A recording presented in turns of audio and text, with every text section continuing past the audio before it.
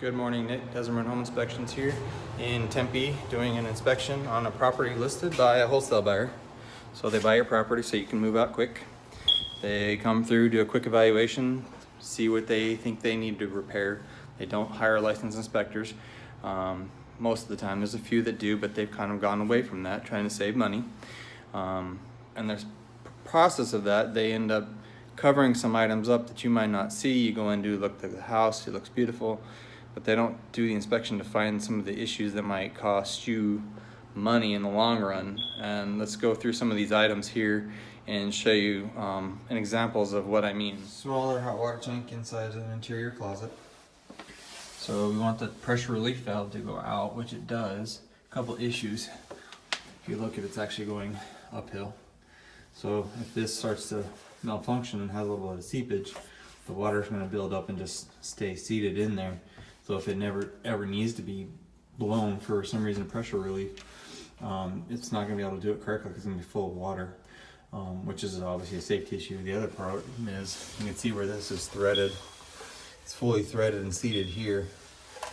Here, it's barely catching.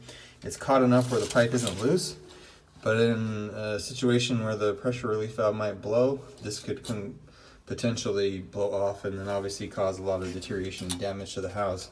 So this needs to be redone and properly seated into the valve and obviously re-leveled out. An uncovered junction box here. And here we have an open junction outside the fan box here. So I have exposed wiring not in a junction box here. Extreme electrical fire safety hazard. So we're at the French door here. Missing a screw right there. So the security part of it is all loose there. And down here as well.